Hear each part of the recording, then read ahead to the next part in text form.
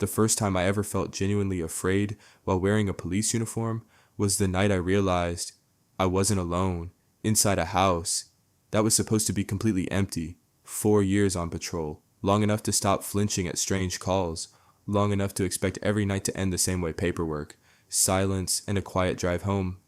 But some nights don't end that way. It was just after midnight when dispatch sent me to a welfare check. End of a quiet cul-de-sac.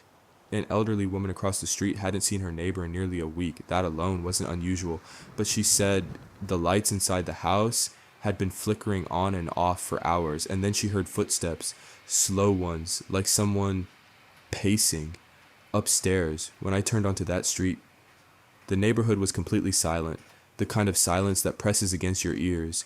My headlights swept across the house, dark windows, an overgrown yard, a porch light flickering like it was gasping for breath, and the front door was open just a few inches. Fresh mud on the porch steps. Someone had been here recently. I rested my hand near my holster, pushed the door the rest of the way open. The hinges screamed. Inside, dust on every surface, stale air, an old television unplugged watching me from the corner. Police department. Nothing. I stepped deeper inside, and that's when I heard it. A creak from somewhere above me, wood settling maybe, then another one. This time it was unmistakable. Footsteps coming from upstairs. I radioed for backup. Then I walked toward the staircase. Each step I took sounded too loud, too obvious. Halfway up, I stopped. Something in the dust caught the beam of my flashlight. Footprints, bare footprints, fresh. I reached the top of the stairs. 3 closed doors stretched down a narrow hallway. I stood still, listening.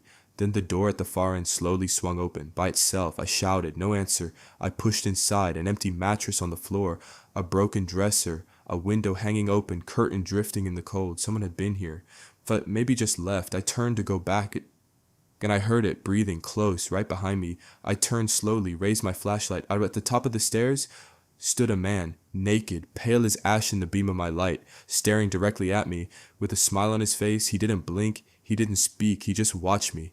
I ordered him to stop, show me his hands. Don't move. He kept walking, that slow, uneven walk, that smile, never changing. My backup arrived minutes later. We found him sitting quietly on the floor at the end of the hallway, calm, still smiling.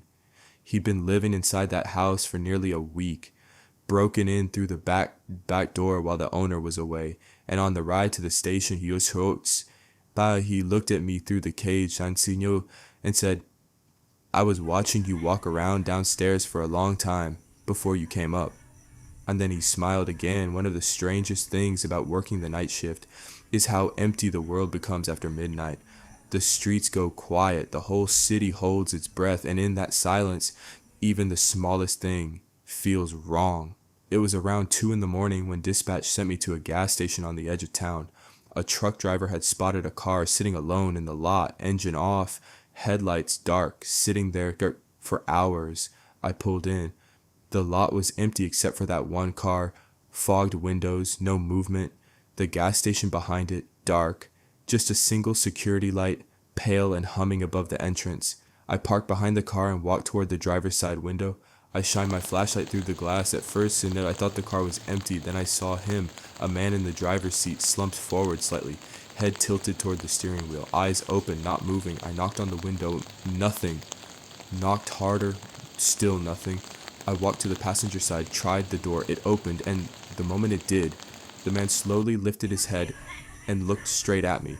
That's when I saw it. There was someone else in the back seat, hidden in the darkness, watching. Most calls eventually make sense, even the strange ones, but this one I still can't explain. It started with a 911 hang-up. Dispatch called the number back several times, no answer. So they sent me to the address, a house on a narrow rural road, surrounded by dense woods, 15 minutes from the nearest town. By the time I turned down the dirt driveway, the sky had gone completely dark. The house sat alone at the end of the drive. No lights inside, no sounds, no sign of anyone. I called out, nothing. I knocked, nothing.